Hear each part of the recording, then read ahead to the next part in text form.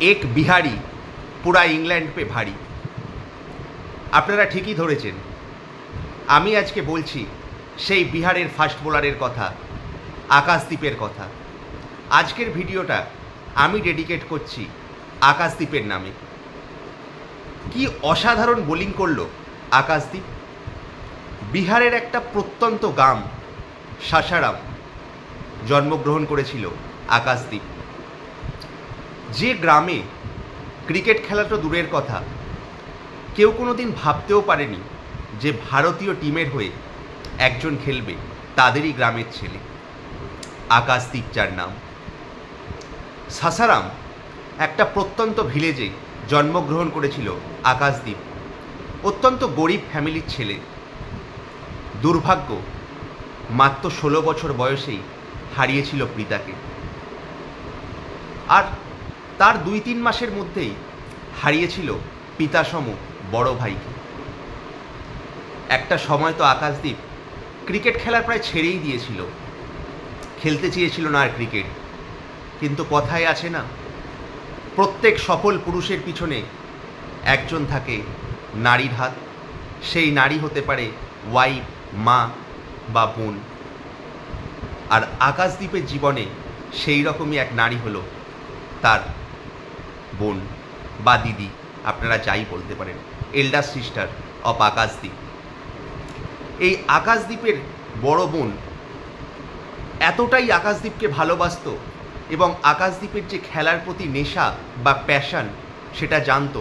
তাই জন্য আকাশদীপ যখন পিতা এবং বড় দাদাকে হারিয়ে একেবারে ভেঙে পড়েছিল, তখন আকাশদীপের সঙ্গ হয়েছিল তার দিদি। আকাশদীপকে পুশ করেছিল ক্রিকেট খেলার জন্য। আর আজ ভারতবাসীরা সেই বড় দিদির কাছে কৃতজ্ঞ যে সেই দিন আকাশদীপকে অন্তত মোটিভেট করে ক্রিকেটের পথে আনতে পেরেছিল। আর তাই তো আজ বিহার থেকে বাংলা থেকে সুদূর ইংল্যান্ডের এজবাস্টনে গিয়ে ইংল্যান্ডকে হারিয়ে দিল আকাশদীপের বোলিং। এই আকাশদীপের ক্রিকেটে উঠে আসার কাহিনীটা কিন্তু অতটা সোজা নয়, কারণ আমরা সকলেই জানি বিহারে সেই সময়ে ক্রিকেট একাডেমি বা ক্রিকেট প্রশাসন অতটা উন্নত মানের ছিল না। তাই জন্য আকাশদীপ সেই বিহার ছেড়ে চলে আসে বাংলায়। বাংলার হয়ে ডোমেস্টিক ক্রিকেট খেলতে শুরু করে, রঞ্জি ট্রফিতে ভালো পারফরমেন্স দেওয়া শুরু করে। মুকেশ কুমার এবং আকাশদীপ অনেক দিন পর্যন্ত ছিল বাংলা দলের মেন পেস অ্যাটাক স্তম্ভ। তারপরে সেখান থেকে আকাশদীপ সুযোগ পায় ভারতীয় টিমে। এই ইংল্যান্ড সফরেই গত বছর যখন ইংল্যান্ড ভারতে এসেছিল, সেই সময়ে কিন্তু আকাশদীপের টেস্টে অভিষেক হয়। তারপরে বিজিটিতে গিয়েছিল আকাশদীপ। আর আকাশদীপ নিজের জাত চেনালো গত এজবাস্টনে, যে ভারত এবং ইংল্যান্ডের মধ্যে ম্যাচটা হচ্ছিল সেইখানে। আকাশদীপ একাই 10-10টা উইকেট তুলে নিল। প্রথম ইনিংসে 4টে এবং দ্বিতীয় ইনিংসে 6টা। আর সেই উইকেটগুলো কিন্তু কোনো লোয়ার অর্ডার ব্যাটসম্যান বা টেলেন্ডার নয়, এই উইকেটগুলো ছিল সবকটাই প্রায় top order batsman. Top order batsman বলতে বেন ডাকেট, প্রথম ম্যাচে যিনি 100 করে একাই ভারতকে হারিয়ে দিয়েছিল। সেই বেন ডাকেটকে যে বলটায় বোল্ড করলো, আপনারা তো সকলেই দেখেছেন। ডাকেট কিছু বুঝতেই পারেনি। আর সেকেন্ড ইনিংসে যে জো রুটকে যে আউটটা করেছিল, আমার মনে হয় এই টেস্ট সিরিজের বল অফ দ্য সিরিজ হয়ে যেতে পারে এই আকাশদীপের বলটা। কি সুন্দর মিডল স্ট্যাম্পে পড়ে হালকা আউটসুইং হয়ে অফ স্ট্যাম্পের উইকেটটা ছিটকে দিয়েছিল জো রুটের। তারপরে হ্যারি ব্রুকের আউটটা, হ্যারি ব্রুক কিছু বুঝতেই পারলো না, আম্পায়ার্স কলে আউট হয়ে যায় হ্যারি ব্রুক। অলি পোপ, মানে কতগুলো প্লেয়ারের কথা বলবো, প্রত্যেকটা উইকেট যেন পিকচার পারফেক্ট। আকাশদীপ যখন বল করছিল ওই এজবাস্টনের মাঠে, যেন মনে হচ্ছিল আকাশদীপ বলটাকে যেন নিজের ইচ্ছা মতো সুইং করাচ্ছে, নতুন বলকে যেন কথা বলাচ্ছে আকাশদীপ। অসাধারণ আকাশদীপ, ইউ বিউটি আকাশদীপ। আর এজবাস্টনের এই সহজ সরল পাটা উইকেট, যেখানে ব্যাটসম্যানেদের প্রায় স্বপ্নের মতো একটা পিচ, সেই পিচে যেখানে বোলাররা 1-2 উইকেট তুলতেই নাভিশ্বাস খেয়ে যাচ্ছে, সেইখানে আকাশদীপ প্রায় 21 বছর পরে কোনো ভারতীয় হিসাবে সেনা কান্ট্রিতে ওভারঅল 10 উইকেট তুলে নিল। জীবনে প্রথমবার 5 উইকেট হল আকাশদ্বীপের এবং ওভারঅল 10 উইকেট হল আকাশদ্বীপের। 21 বছর পরে এই অ্যাচিভমেন্ট আকাশদ্বীপের, যা জাসপ্রীত বুমরা, কপিল দেব, জাভাগাল শ্রীনাথ, জাহির খান, ইরফান পাঠানের মতো নামকরা বোলাররা করে উঠতে পারেনি, তা করে দেখালো আকাশদ্বীপ।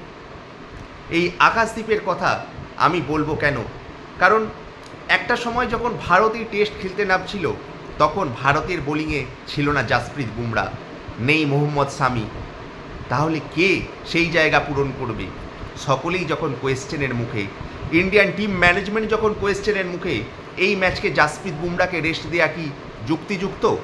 তখন হাত খাড়া করেছিল দুইজন, ডিএসপি সিরাজ, পোর খাওয়া বোলার। কিন্তু নতুন আকাশদ্বীপ কিভাবে প্রথম ম্যাচে খেলেনি, দ্বিতীয় ম্যাচে সুযোগ, সেই দ্বিতীয় ম্যাচে কীরকম পারফরমেন্স করবে সকলেই কিন্তু যথেষ্ট সন্দেহে ছিল। কিন্তু সমস্ত সন্দেহ, সমস্ত ডাউট ভুল প্রমাণ করে আকাশদ্বীপ দেখিয়ে দিল he becomes the main bowler in this second test match at Edgbaston. আমরা কি তাহলে যোগ্য উত্তরসূরি পেয়ে গেলাম মোহাম্মদ শামির? না, এখনই অত তাড়াতাড়ি আমি ডিসিশান নিতে চাইছি না, কারণ মোহাম্মদ শামি হওয়া সহজ নয়। আকাশদ্বীপের এখনও অনেক পথ চলা বাকি, আকাশদ্বীপকে আরও অনেক কনসিস্টেন্ট হতে হবে। কিন্তু আমরা আকাশদ্বীপের যে পারফরমেন্সটা এখান থেকে এক্সপেক্ট করেছিলাম সেই পারফরমেন্সটা পেলাম এই ম্যাচে। তাই সত্যি আকাশদ্বীপ, এই ম্যাচে তুমি অসাধারণ পারফরমেন্স করে ভারতকে এই টেস্ট সিরিজে খুব সুন্দরভাবে ফিরিয়ে আনলে। এক এক হয়ে আমরা যাচ্ছি লর্ডসে। আর একটা কথা দেখুন তো, এই আকাশদ্বীপের জীবন কাহিনীটা কিন্তু অনেকটা মহেন্দ্র সিং ধোনির মতোই। বিহার থেকে, ঝাড়খণ্ড থেকে উঠে এসেছে মহেন্দ্র সিং ধোনি, ঠিক তেমনই আকাশদ্বীপও উঠে এলো এই একটা ছোট্ট প্রত্যন্ত গ্রাম থেকে। আসলে কি জানেন তো, অনেক বড় বড় প্লেয়ারের ছেলেরা, সচিন তেন্ডুলকার বলুন বা সুনীল গাভাস্কার বলুন, এদের ছেলেরা প্রথম থেকেই অনেক সুযোগ সুবিধা পায়, কিন্তু তারা এখনও ততটা ভালোভাবে নিজেকে ইন্টারন্যাশনাল ক্রিকেটে প্রকাশ করতে পারেনি। ঠিক এই ছোট প্রত্যন্ত গ্রাম থেকে যে প্লেয়ারগুলো উঠে আসে, তারা কিন্তু নিজের কষ্ট, নিজেকে একেবারে পরিশ্রম করে ভালো পারফরমেন্স করে তারা উঠে আসে ইন্টারন্যাশনাল ক্রিকেটে। তথাগত কোনো কোচিং কিন্তু পায়নি আকাশদ্বীপ, যতটা দেখেছে টিভিতে বল শিখে। তারপরে বাংলার হয়ে যখন রঞ্জি ট্রফি খেলতে শুরু করে তখন সে আসে প্রপার কোচিং আন্ডারে। আর কোনো রকম প্রপার ট্রেনিং বা প্রপার কোচিং ছাড়াই আকাশদ্বীপ হচ্ছে একজন প্রপার স্কিল বোলার, যেন নিজের হাতে বলকে ছবি আঁকাচ্ছে, কখনো আউটসুইং, কখনো ইনসুইং, কখনো স্লোয়ার। অসাধারণ আকাশদ্বীপ, যতই বলবো আকাশদ্বীপের কথা যেন কমই রয়ে যাবে। তাই আমরা যে তৃতীয় টেস্টে যেতে চলেছি, আকাশদ্বীপ, মোহাম্মদ সিরাজ এবং জাসপ্রীত বুমরা, এই বোলিং লাইন আপ নিয়ে কিন্তু আমরা সকলেই আশাবাদী। আর আমি যে বলছিলাম মহেন্দ্র সিং ধোনি আর আকাশদ্বীপের সেই কথা, জীবনে মহেন্দ্র সিং ধোনি মুভিতে আমরা দেখেছিলাম যে মহেন্দ্র সিং ধোনির দিদির কতটা ভূমিকা ছিল মহেন্দ্র সিং ধোনিকে ক্রিকেটে নিয়ে আসার। আর এই আকাশদ্বীপও কিন্তু দেখিয়ে দিয়েছে যে তার দিদির ভূমিকা কতটা। আকাশদ্বীপ তো ম্যাচ শেষে একটা এমন কথা বলল যেটা আমাদের সকলের মনকে দুঃখ দেয়। গত 2 মাস ধরে আকাশদ্বীপের দিদি ক্যান্সারে আক্রান্ত, এখন কিছুটা ঠিক আছে। আমরা সকলে প্রার্থনা করি যে দিদি আকাশদ্বীপকে ক্রিকেটের পথে ফিরিয়ে এনেছে, সেই দিদি যেন খুব তাড়াতাড়ি সুস্থ হয়ে যায়, খুব তাড়াতাড়ি আরোগ্য লাভ করে।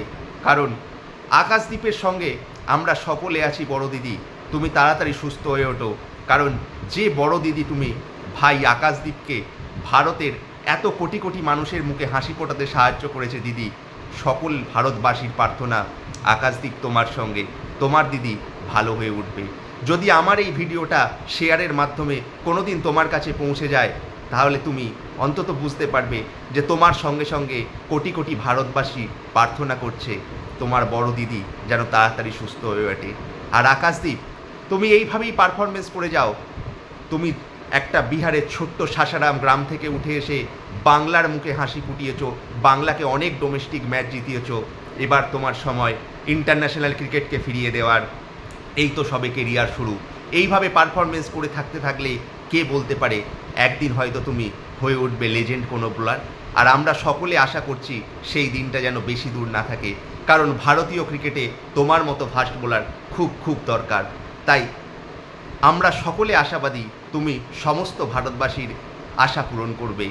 হ্যাটস অফ টু আকাশদীপ, অসাধারণ পারফরমেন্স আকাশদীপ তোমার। ধন্যবাদ সকলকে, নমস্কার।